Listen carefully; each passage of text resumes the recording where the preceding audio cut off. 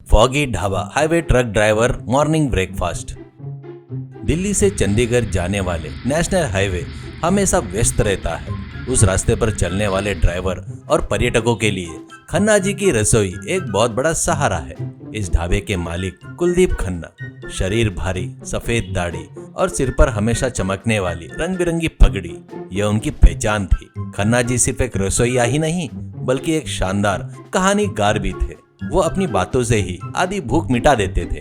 ढाबे पर कुलदीप के साथ रामू नाम का एक लड़का काम करता था। रामू थोड़ा सीधा साधा था, लेकिन खन्ना जी की बातों को वेद वाक्य की तरह मानता था। इन दोनों के बीच होने वाली मजेदार बातचीत सुनने के लिए आसपास के लॉरी ड्राइवर होड़ मचाते थे। खन्ना जी की एक अजीब आदत थी, वह हर मौसम के हिसाब से अपने मेनू और पकवानों के नाम बदल देते थे। गर्मियों में कहते, अरे रामू बोर्ड पर लिख दे ऐसे ही पनीर टिक्का, इसे खाओगे तो ऐसा लगेगा एसी में बैठे हो, ऐसा कहते। बारिश में वो छतरी के आकार के पकोड़े तलते और उनके नाम रखते, रेनकोट पकोड़ा। जब सर्दी का मौसम आता तो वह पूरा उत्तर भारत सफेद कोहरे की चादर में लिपट जाता। सड़क के किनारे खड़े इंसान का दिखना भी मुश्किल हो जाता। ऐसे में ड्राइवर जान हथेली पर रखकर गाड़ी चलाते, कहीं ना कहीं रुकने के लिए मजबूर हो जाते। तब उन्हें अंधेरे में चमकते तारे की तरह खन्ना जी के ढाबे के बाहर लटका बड़ा सा लालटेन दिखाई देता है। ऐसे ही एक कड़कड़ाती सुबह, हवा काफी चल रही थी। खन्ना जी अपनी बड़ी सी भट्टी पर मिट्टी के बर्तन में दूध उबाल रहे थे। उन्होंने रामू से कहा, अरे देख रामू, यह कोहरा भगवान का दिया हुआ एक अवसर है। ड्राइवर को रास्ता नहीं दिख रहा है, उनकी आंखें बंद हो रही है, लेकिन हमारे ढाबे में आलू पराठे की खुशबू उनकी नाक खींच लाएगी। जा, बोर्ड पर लिख दे, आज का स्पेशल फॉग फाइटर आलू पराठा, लिख दे जा। रामू ने मासूमियत से पूछा, अरे सेठ जी, क्या पराठा खाने से कोहरा छट जाएगा और रास्ता दिखने लगेगा? खन्ना जी ने दूध चलाते हुए हंसकर कहा, अरे कोहरा तो नहीं हटेगा रामू, लेकिन यह गर्मा गर्म खाने से इंसान के अंदर की कपकपी कम होगी और कोहरे में गाड़ी चलाने की हिम्मत आ जाएगी, समझा? ऐसे कहकर हंस पड़े।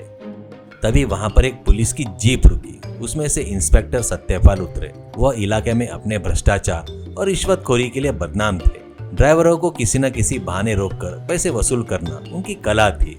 वह सीधे खन्ना जी के पास आए और रौब से बोले, ए खन्ना, आज बड़ी चहल पहल है। इस कोहरे में इतने लोग, तुम्हारे ढाबे के बाहर ट्रक खड़ी होने से ट्रैफिक जाम हो रहा है। मैं तुम पर केस कर सकता हूँ। ऐसा डराया। असल में जाम कोहरे की वजह से था, लेकिन सत्यपाल को तो बस मुफ्त का खाना और कुछ ऊपरी कमाई चाहिए थी। खन्ना जी ने विनम्रता से हाथ जोड़कर कहा, अरे आइए साहब, ठंड में कांप रहे हो आप, पहले हमारी स्पेशल अदरक वाली चाय पीकर सुस्त लीजिए, ऐसा कहा। सत्यपाल को मुफ्त की चीज कभी बुरी नहीं लगती। उसने कहा, अरे ठीक है, एक चाय और 5 पराठे लाओ, लेकिन याद रखना खन्ना, मैं ड्यूटी पर हूँ, पैसे मत मांगना, तुम्हारी सुरक्षा मेरी जिम्मेदारी है। ऐसा बड़ाई मारते हुए एक कोने में बैठ गया। खन्ना जी ने मन ही मन सोचा, अरे इसे सर्दी में गर्मी का एहसास कराना पड़ेगा। उन्होंने रामू को पास बुलाया, उसके कान में कुछ बुदबुदाकर आंखें मारी। रामू समझ गया। सत्यपाल मजे से पराठे खा रहा था। खन्ना जी पास आकर बोले, साहब ये पराठे खाने के बाद आंखें पर बहुत ध्यान रखना पड़ता है। इसका नाम विजन क्लैरिटी पराठा है। इसे खाने के बाद एक चीज दो दिखाई देती है, खासकर गलत काम करने वालों पर इसका असर ज्यादा होता है। सत्यपाल ने पराठे चबाते हुए कहा, अबे क्या बक रहा है खन्ना, मुझे कुछ दो नहीं दिख रहा है।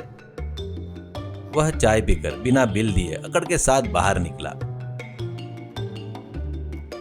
उसने एक लारी वाले को रोका, ड्राइवर को नीचे उतारकर धमकाया, लाइसेंस दिखा, इस धुन में बिना लाइट जलाए गाड़ी चलाता है, 500 रुपए निकाल, ऐसा डराया।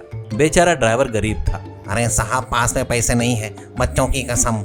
वह हाथ जोड़कर गिड़गिड़ाने लगा। तभी खन्ना जी के इशारे पर रामू ढाबे के पीछे गया और कोहरे में दूर खड़े होकर एक बड़ी टार्च लाइट को इधर इधर हिलाते हुए जोर से सीटी बजाने लगा। कोहरे की वजह से सत्यपाल को सब धुंधला दिखाई दे रहा था। उसको खन्ना जी की डबल विजन वाली बातें याद आ गई। उसने टॉर्च की रोशनी देखी।